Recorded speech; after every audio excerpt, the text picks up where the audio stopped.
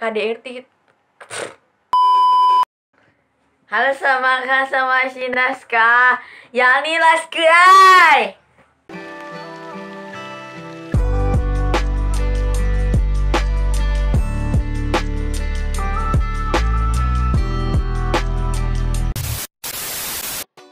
Assalamualaikum warahmatullahi wabarakatuh. Perkenalkan, nama saya Maharani.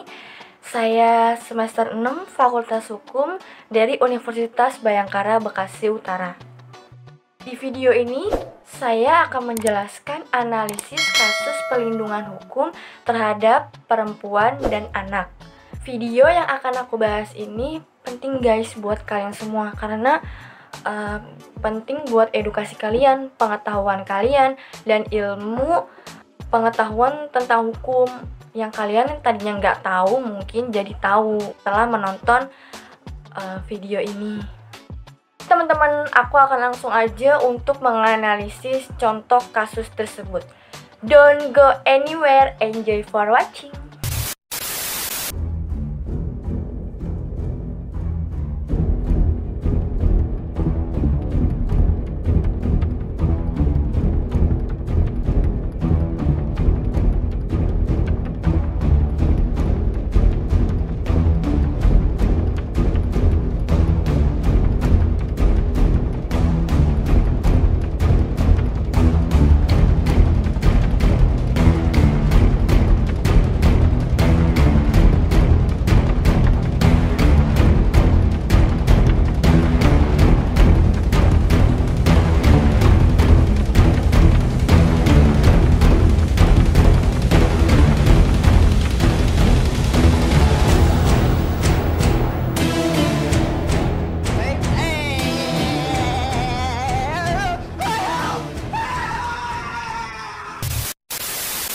Di berita ini dijelaskan bahwa mengaku tak pernah dinafkahi, Meliani habis-habisan digebugin suami di jalan.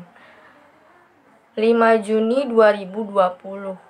Oke, kita langsung aja ke bagian kronologi ceritanya ya. Oke. Kejadian bermula ketika korban Melani sedang santai duduk bersama temannya Ella di belakang rumah gedung Plaza atau Pasar Modern Amuntai, Kamis tanggal 4 bulan 6 2020. Sekitar pukul 17 Wita. Tanpa banyak alasan, Haris langsung melayangkan bogem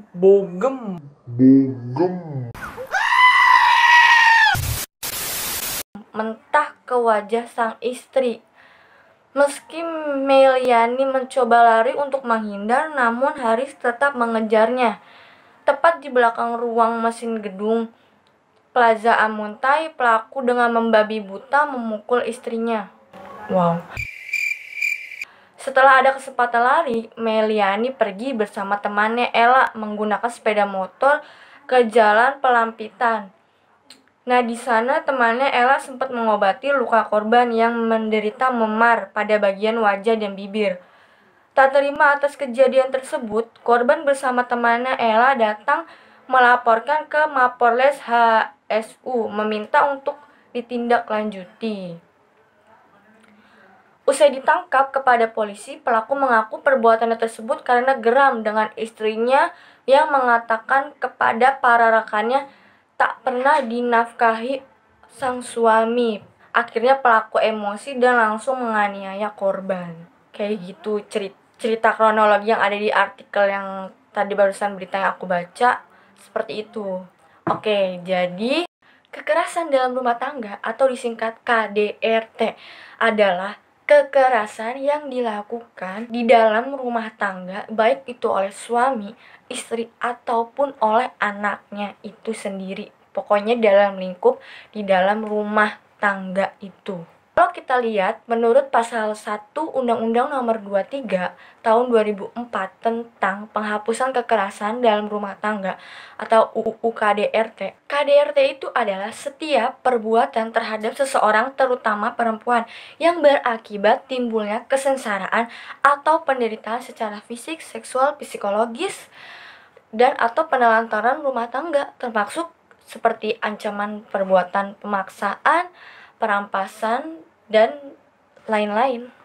Hal ini tuh sesuai dengan pasal 3 huruf B Undang-Undang KDRT, yaitu bahwa penghapusan kekerasan rumah tangga itu menganut asas kesetaraan gender.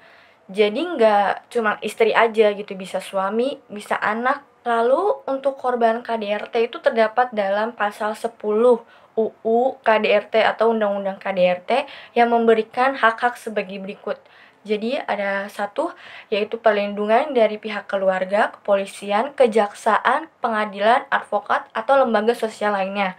Yang kedua, adanya pelayanan kesehatan sesuai dengan kebutuhan medis. Yang ketiga, adanya penanganan secara khusus berkaitan dengan kerahasiaan korban itu.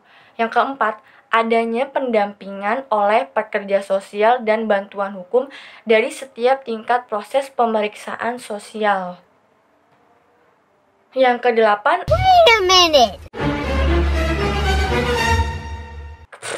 adanya pelayanan bimbingan rohani. Nah, selanjutnya yang dapat dikategorikan sebagai KDRT itu terdapat di pasal 5 Undang-Undang KDRT, yaitu yang terdiri dari satu, adanya kekerasan fisik, yang kedua adanya kekerasan psikis, yang ketiga adanya kekerasan seksual, dan yang keempat adanya penelantaran rumah tangga itu sendiri. Nah, pasti banyak kan yang bertanya-tanya, berapa lama sih ancaman hukuman pidana bagi pelaku KDRT? Ancaman pidananya bagi pelaku KDRT itu antara 3 bulan sampai 5 tahun penjara. Itu terdapat dalam pasal 44 sampai 45 Undang-Undang KDRT. Jadi itu tuh tergantung dari seberapa besar atau seberapa banyak kekerasan yang terdapat di dalam korbannya itu. Nah guys, selanjutnya aku punya tips nih buat kalian. Langkah-langkah yang harus dilakukan ketika terjadi saudara kalian, tetangga, atau teman dekat kalian, atau siapapun gitu kalian ingin membantu. Langkah-langkah yang harus kalian lakukan itu apa aja sih gitu.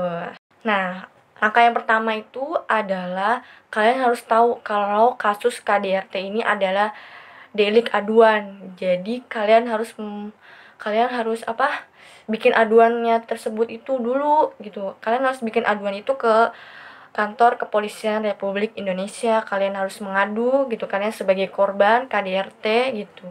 Yang kedua, nanti polisi itu akan mengamankan si pelaku tersebut gitu, biar tidak melakukan hal-hal yang di luar dugaan lagi. Yang ketiga, kalian harus ke dokter untuk visum ke rumah sakit, karena itu tuh untuk sebagai alat bukti yang sah nantinya untuk di pengadilan. Nah, jadi dari kasus yang tadi itu yang salah itu dua-duanya gitu. Yang istrinya juga salah, suaminya juga salah. Si istrinya salah karena dia bilang ke teman-temannya, ya kan tadi ceritanya, mengaku tak pernah dinafkahi oleh sang suami. Nah, kemudian sang suami tahu, dia geram, marah, emosi, meledak. Begitu. Tapi yang lebih salah sih suaminya ya. Harusnya nggak seharusnya untuk melakukan penganiayaan atau kekerasan itu terhadap si sang istri gitu. Dan untuk para wanita di luar sana, kalian itu gak usah takut untuk melapor, gak usah malu untuk melapor kalau kalian terjadi kekerasan dalam rumah tangga. Gak usah takut, gak usah malu, karena korban itu gak pernah salah. Yang salah itu si pelaku, dia salah otaknya, dia salah hatinya. Jadi buat kalian perempuan-perempuan di luar sana yang malu untuk melapor dan malu untuk